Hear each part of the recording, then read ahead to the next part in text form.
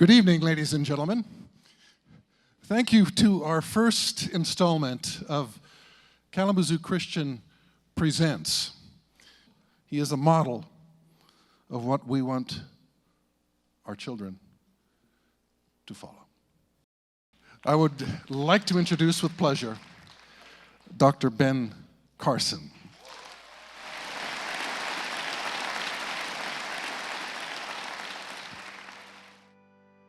Environment, my mother was out working very hard, 2-3 jobs at a time as a domestic, cleaning other people's houses. And she would leave at 5 in the morning, get back after midnight. And why did she work so hard? Because she didn't want to be dependent. You don't have to have a PhD to talk to God. All you have to do is have faith. And she had faith, and she asked God to give her the wisdom to know what to do to get her young sons to understand the importance of intellectual development so that they could control their own lives. And when I was 14, another youngster angered me, and I had a large camping knife, and I tried to stab him in the abdomen. And fortunately, under his clothing, he had on a large metal belt buckle, and the knife blade struck with such force that it broke. And he fled in terror, but I was more horrified than he as I recognized that there I was trying to kill somebody over nothing. And I locked myself in the bathroom. And I started contemplating my life and realizing that with a temper like that, I would never realize my dream of becoming a physician. My options would be reform school, prison, or the grave. And none of those appealed to me. And I just fell on my knees and I prayed and I said, Lord, I can't control my temper. But I had to tell you something. When God fixes a problem, he doesn't just do a paint job. He fixes it from the inside. And it is no longer a problem. And it's wonderful. And, you know, I adopted God that day as not only my heavenly Father, but as my earthly Father. The founders of our nation said that our freedom and our system of government is based upon a well-informed and educated populace. And they said if they ever become anything other than that, the nature of the country will quickly change. Why were those American settlers so successful? Why were they able to move across a rugged and hostile land from one sea to the other? Because they knew how to do things.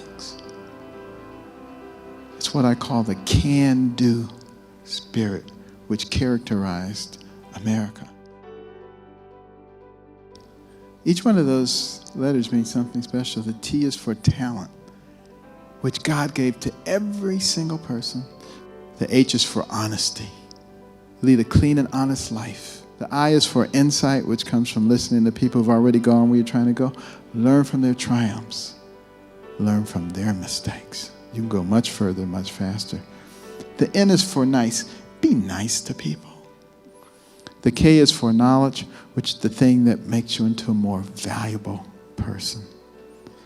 The B is for books, which is the mechanism for obtaining that knowledge. And you know, it's never too late. My mother did eventually teach herself to read, got her GED, went on to college in 1994, got an honorary doctorate degree, so she's Dr. Carson now too. So it's never too late. The second I is for in-depth learning for the sake of knowledge and understanding. And the last letter, G, is for God. We have to be willing to stand up for what we believe in.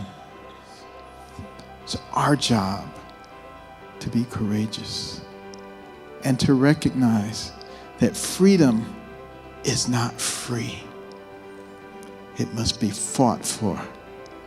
We must be vigilant to guard it, because that is the only way that we will ever have one nation under God, indivisible, with liberty and justice for all. Thank you.